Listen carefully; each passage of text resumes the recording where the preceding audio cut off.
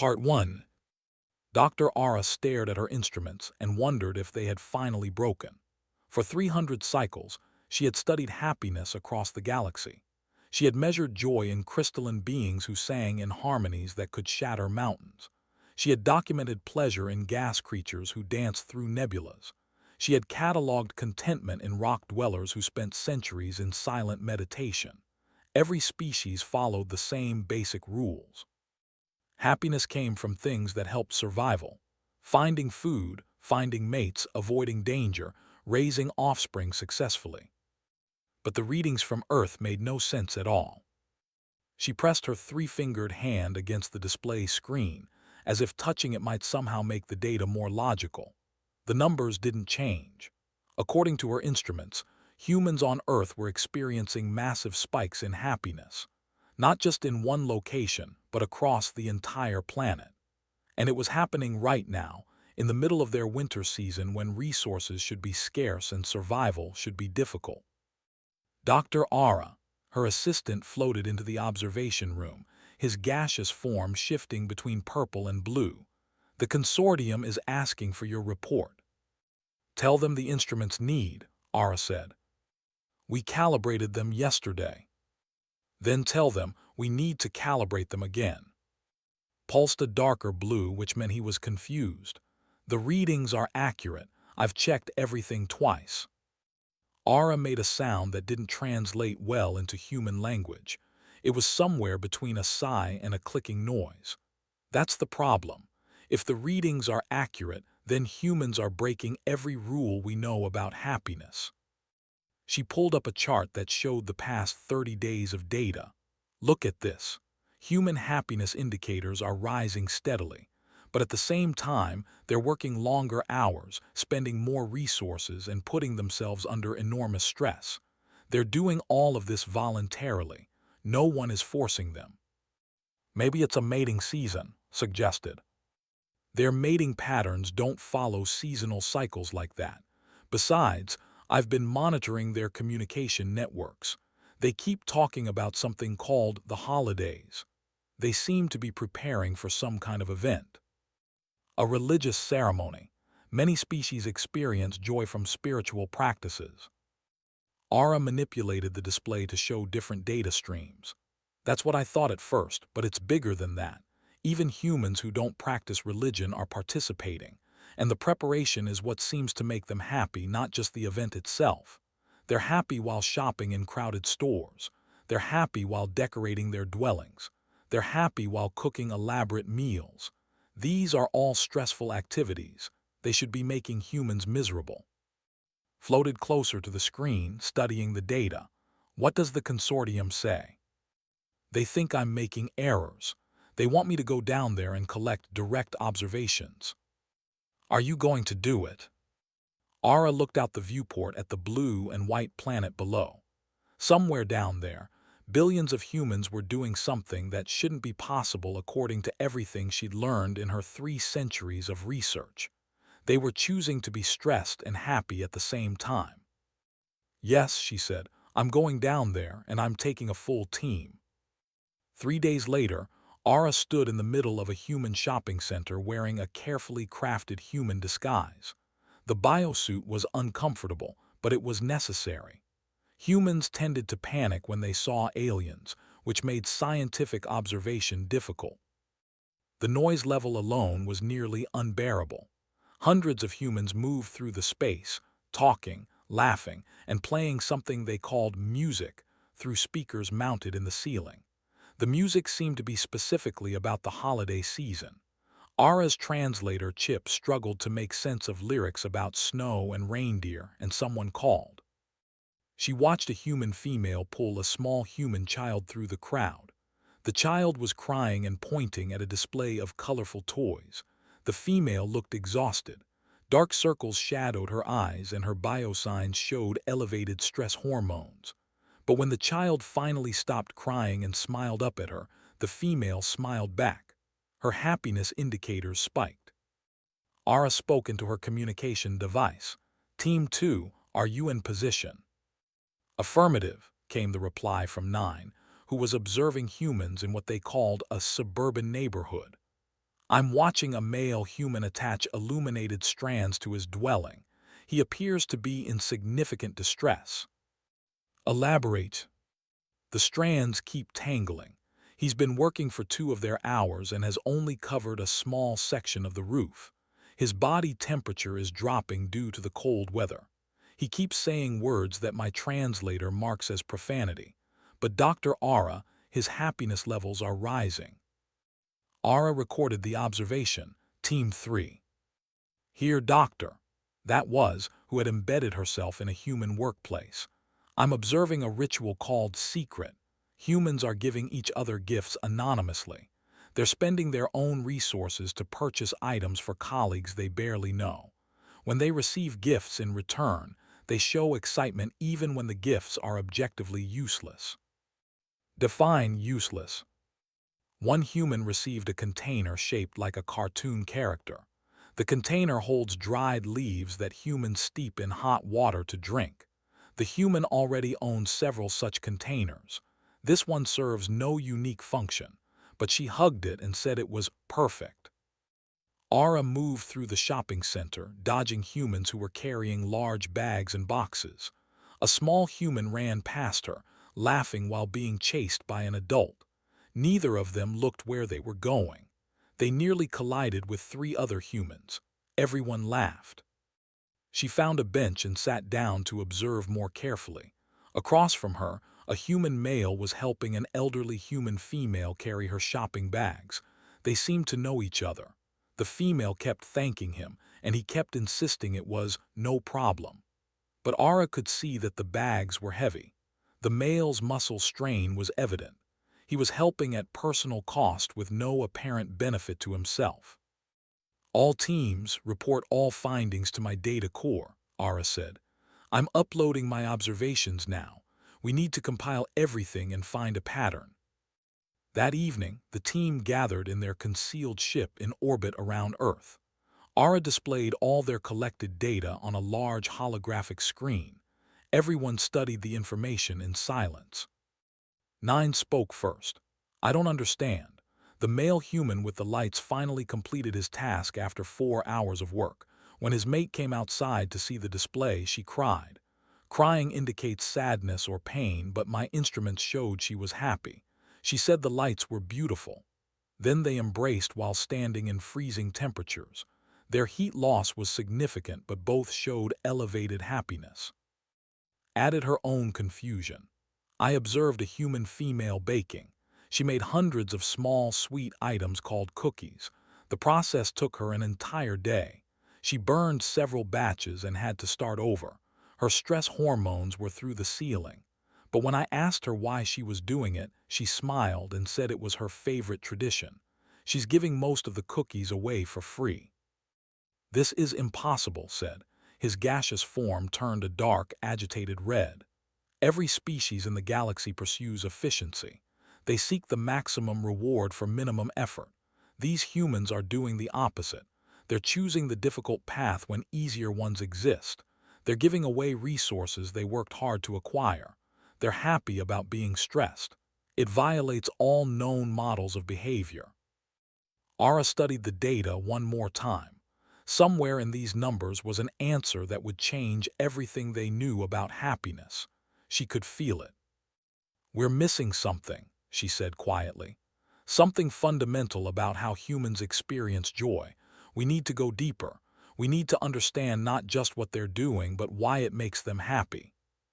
The consortium won't believe any of this, warned. Then we'll give them proof they can't deny. We'll document everything. We'll interview humans directly. We'll participate in their holiday preparations ourselves if we have to. Ara turned to face her team. Humans are teaching us that happiness is more complex than we ever imagined. I intend to learn what they know. She looked back at Earth through the viewport. Down there, billions of humans were choosing stress and difficulty and expense, all in service of something they called the holiday spirit. And somehow, impossibly, it was making them happy. Ara had spent 3 centuries studying joy. Now she realized she'd only understood the smallest fraction of what happiness could be. Part 2. Ara made a decision that would have horrified the consortium if they'd known about it. She wasn't just going to observe humans anymore. She was going to become one of them. Not literally, of course. Her biosuit could only do so much, but she arranged for false documentation that would allow her to integrate into human society for the next 3 weeks. She found a human dwelling to rent in a neighborhood full of families. She purchased human clothing appropriate for the winter season. She even obtained something called a credit card, so she could participate in the economic exchanges that seemed central to the holiday preparations. On her first morning in the neighborhood, a human female knocked on her door. The female was holding a plate covered in clear wrapping. "Hi, I'm Susan from next door. I wanted to welcome you to the neighborhood." The female held out the plate. "I made some cookies. They're gingerbread, which is traditional for this time of year." Ara took the plate carefully. Her scanners indicated the cookies were safe for her modified digestive system to process. "Thank you. This is very kind." "Are you doing anything for Christmas?" Susan asked. "I am, observing the traditions," Ara said carefully. Susan's face brightened. "Oh, that's wonderful. If you need any help decorating or anything, just let me know. My husband and I have been doing this for 20 years. We've got extra lights and ornaments if you want to borrow them." After Susan left, Ara spoke into her communication device. "Note: humans give food to strangers as a welcoming gesture during the holiday season. They also offer to loan personal property without expectation of compensation. Subject: Susan showed elevated happiness while making these offers."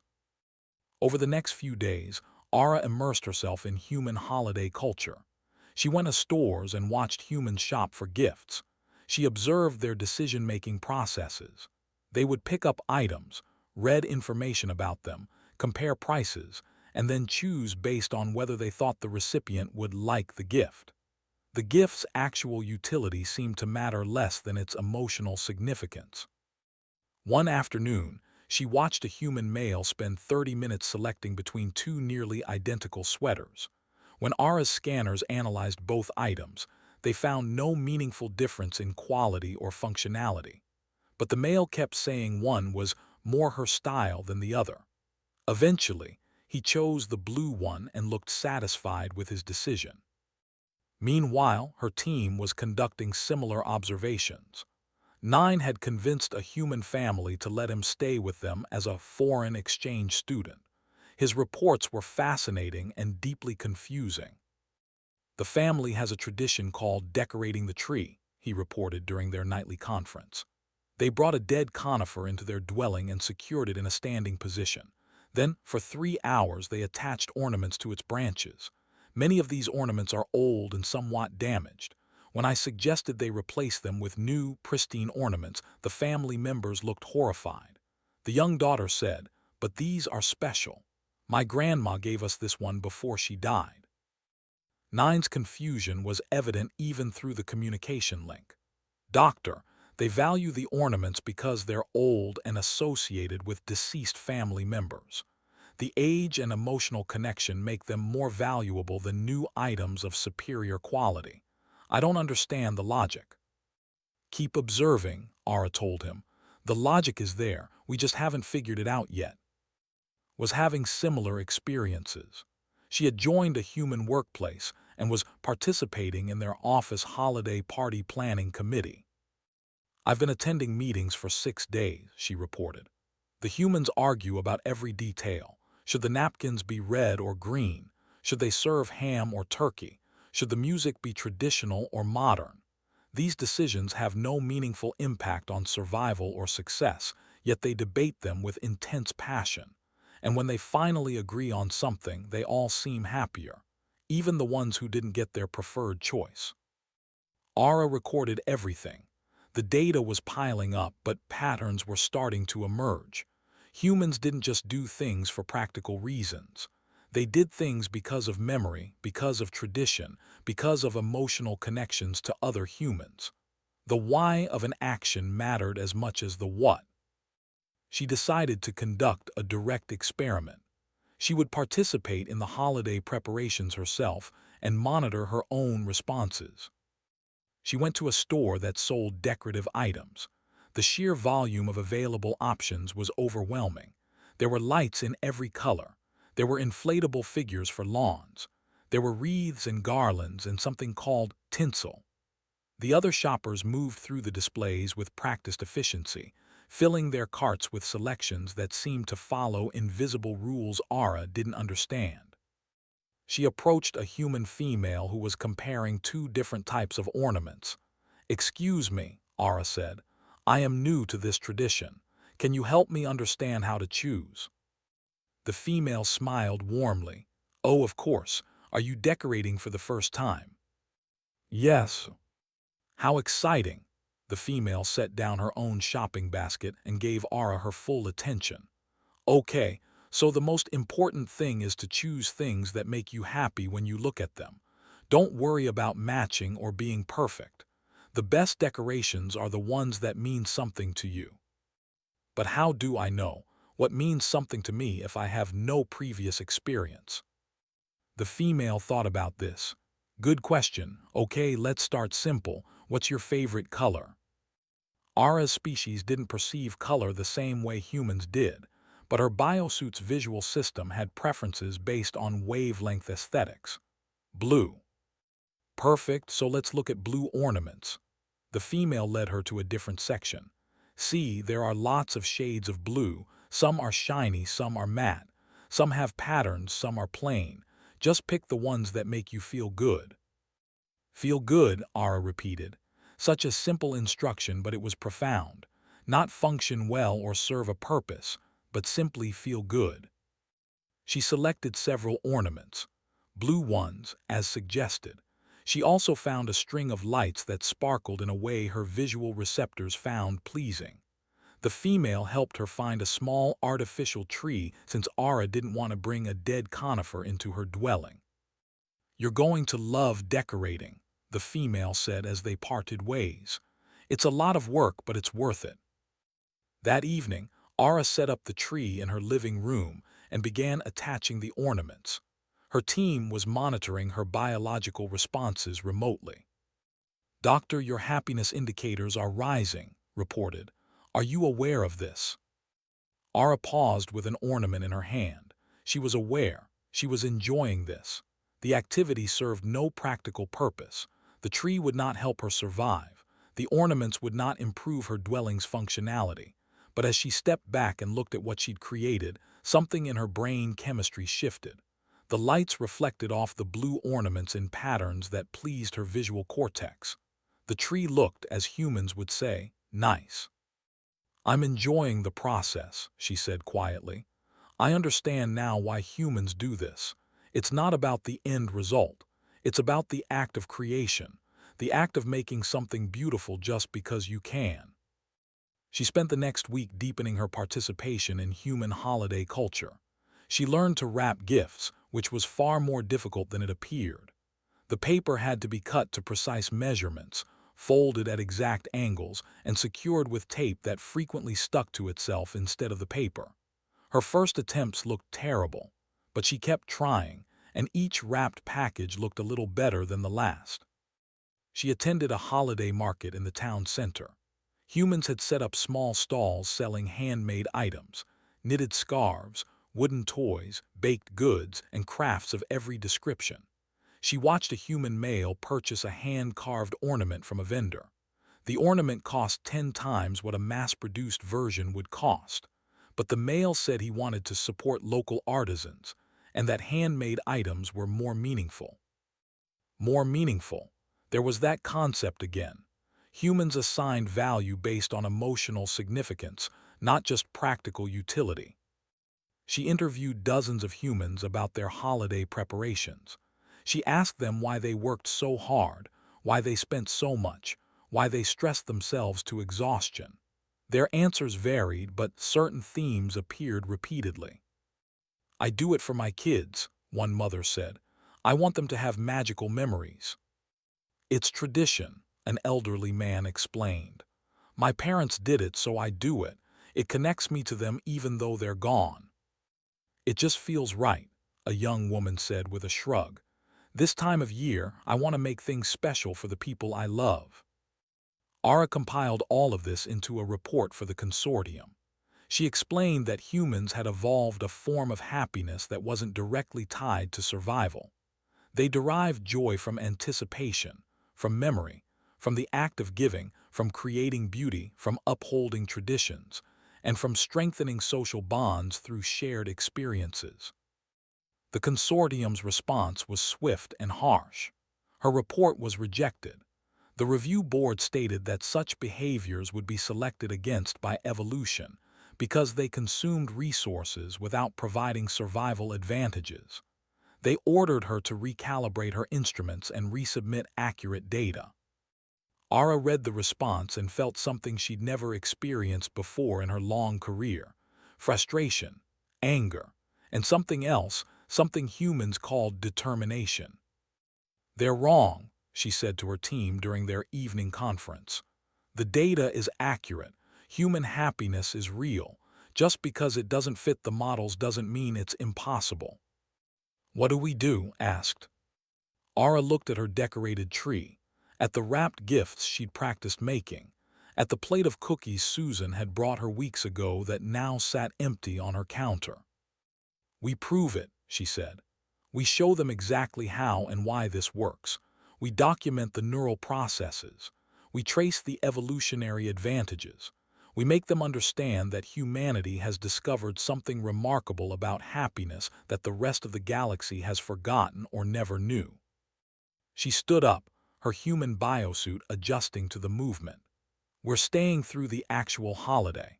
We're going to experience the culmination of all these preparations. And then we're going to show the consortium that humans aren't breaking the rules of happiness. They're teaching us that we never really understood what happiness was in the first place. Part 3. Christmas Eve arrived in a flurry of last-minute activity. Ara watched from her window as humans rushed back and forth across the snowy neighborhood. They carried shopping bags and wrapped packages. They greeted each other with cheerful calls of Merry Christmas. Their stress levels were higher than ever, and so were their happiness indicators. Susan knocked on her door around. Hi, some of us are getting together tonight for caroling. Would you like to join us? Ara had researched caroling. It involved humans walking through cold weather while singing songs. Yes, she said, I would like that. Susan beamed. Great, we meet at 7 o'clock. Oh, and tomorrow, if you're not doing anything, you're welcome to join our family for dinner. Nobody should be alone on Christmas. After Susan left, Ara contacted her team. Prepare for neural scanning during tonight's activities. I want complete data on all participants. We need to understand what's happening in human brains during these final holiday experiences. That evening, Ara joined 15 humans from the neighborhood as they walked from house to house singing Christmas carols. The temperature was below freezing. Her biosuit's heating system struggled to keep her comfortable. The humans were clearly cold too. Their breath formed clouds in the air, and they stamped their feet to stay warm. But they kept singing. At each house, when the door opened, the residents would smile or laugh, or sometimes join in the singing. Small children pressed their faces against windows to watch. Elderly humans stood in doorways with tears in their eyes. One man invited the entire group inside for hot chocolate, which Ara's scanners identified as a warm beverage with minimal nutritional value but high sugar content. As they walked and sang, Ara monitored the neural activity of the humans around her. What she saw was extraordinary. Their brains weren't just processing the present moment. They were simultaneously accessing memories from previous years, anticipating the next day's festivities, and experiencing pleasure from the social bonding occurring in real time. Past, present, and future all merged into a single emotional experience. Doctor said through her communication device, I'm seeing unprecedented neural patterns.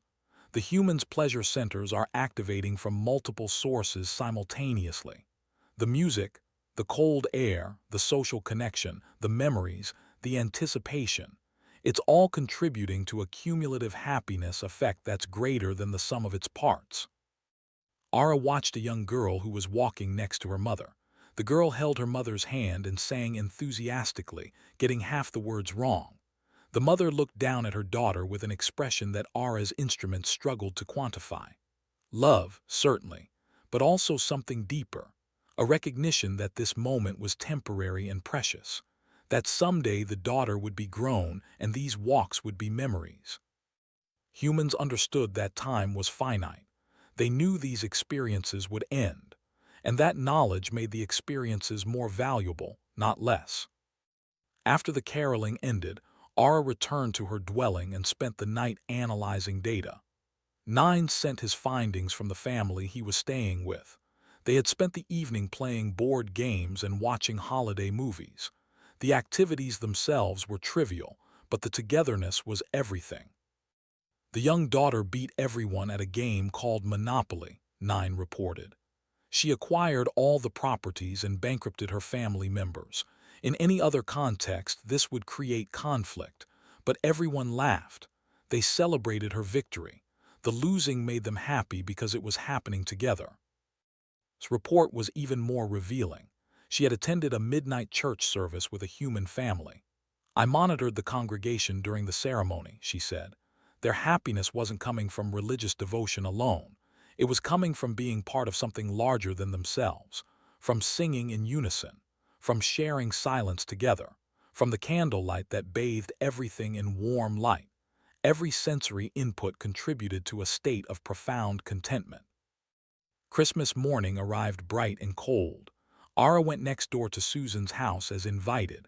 The dwelling was full of people. Susan and her husband, their two children, Susan's elderly parents, and several other relatives.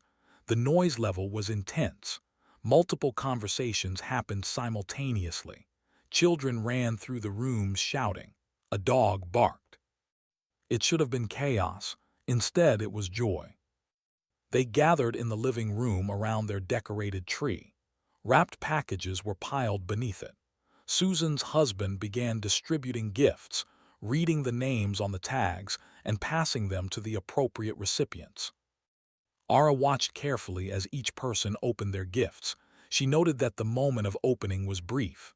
The paper was torn away quickly. The gift was revealed.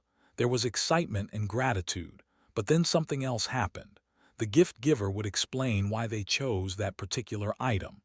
I remembered you said you wanted to learn photography, or I thought this would match your kitchen, or this reminded me of that trip we took last summer. The gifts were important, but the thought behind them was more important. Each present was evidence that someone had paid attention, had remembered, had cared enough to choose something specific.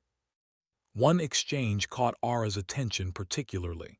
Susan's elderly father gave his grandson a small wrapped package. The boy opened it to find a simple pocket knife. Not an expensive one, not a fancy one, just a basic knife with a wooden handle. That was my father's, the old man said quietly. He gave it to me when I was your age. I carried it every day for 40 years. Now I want you to have it. The boy held the knife carefully, as if it were made of glass. Grandpa, I'll take care of it, I promise.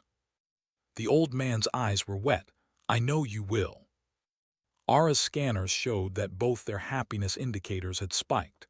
The knife had minimal monetary value, but its emotional value was incalculable. It represented continuity, tradition, love, and trust. It was the past being handed to the future with hope. After the gifts were opened, they ate a large meal together. The preparation had taken Susan and her mother 2 full days. They had cooked far more food than necessary. Multiple dishes, multiple desserts, enough to feed twice as many people. During the meal, they talked and laughed and told stories. They shared memories of previous holidays.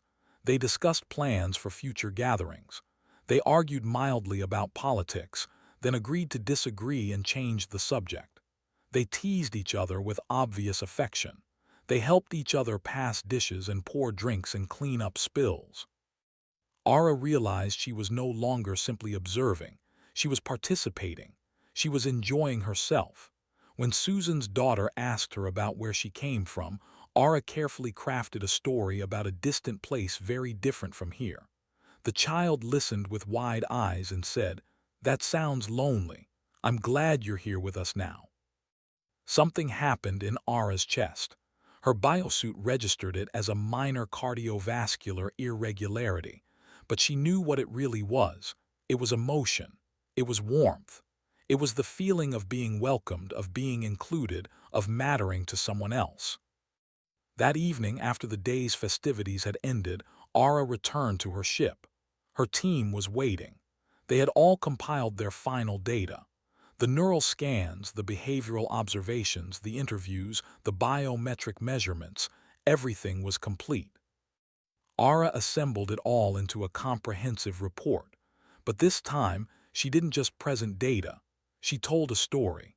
She explained what she had learned about human happiness and why it was revolutionary.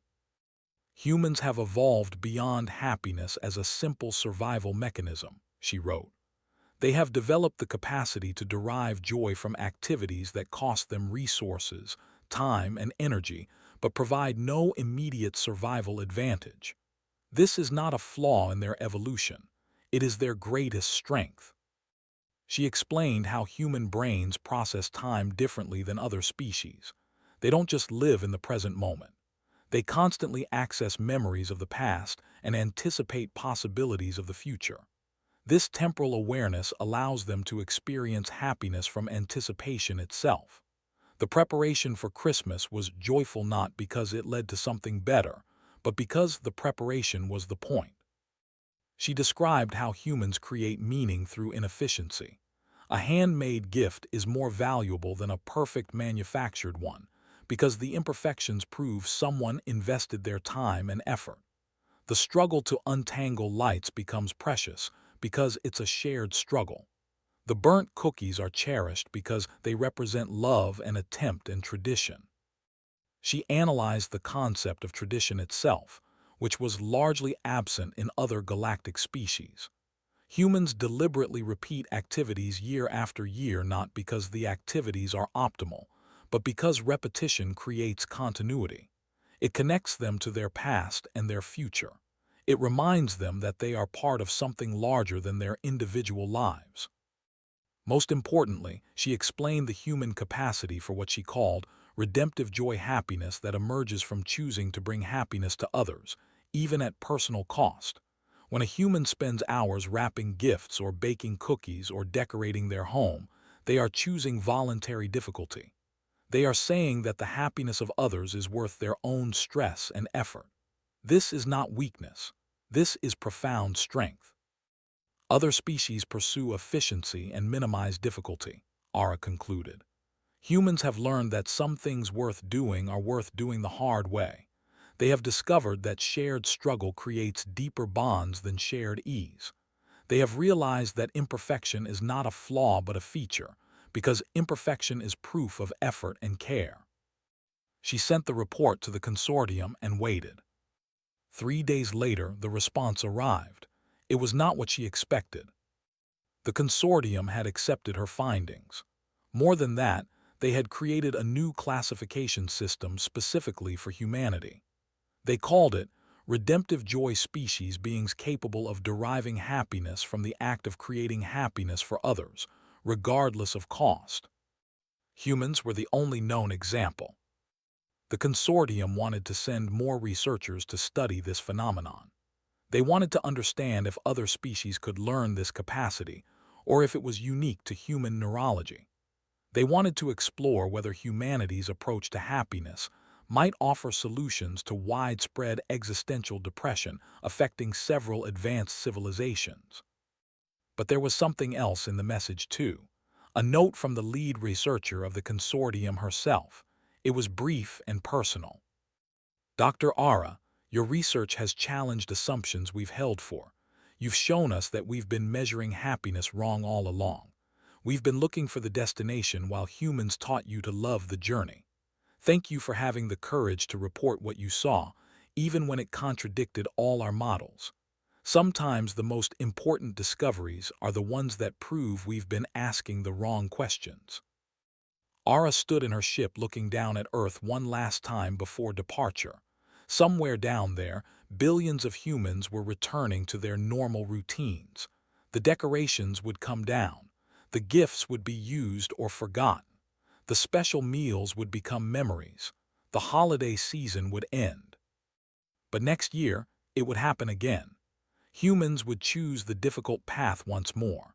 They would stress themselves and spend their resources and work themselves to exhaustion, all in service of creating temporary moments of joy for people they loved. And they would be happy doing it. Ara realized she had learned something more valuable than data during her time on Earth. She had learned what it meant to be part of something larger than herself, to care about others, not because it served her survival, but because caring itself was worthwhile, to find beauty in imperfection and meaning in temporary moments. She would return to her own people and share what she had learned, not just the scientific findings but the deeper truth, that happiness is not something to be efficiently optimized. It is something to be shared, even when sharing is difficult, especially when sharing is difficult.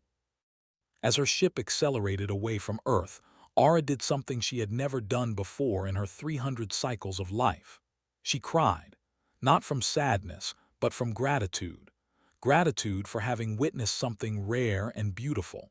Gratitude for the humans who had welcomed her into their homes and their traditions. Gratitude for being changed by what she had seen. She touched the small ornament in her pocket, a blue one, her favorite, that Susan had given her as a parting gift. "So you'll remember us," Susan had said. As if Ara could ever forget. She had come to Earth to study human happiness. Instead, humans had taught her something far more important. They had taught her what it meant to be happy in the first place. And that, she realized, was the greatest gift she had ever received.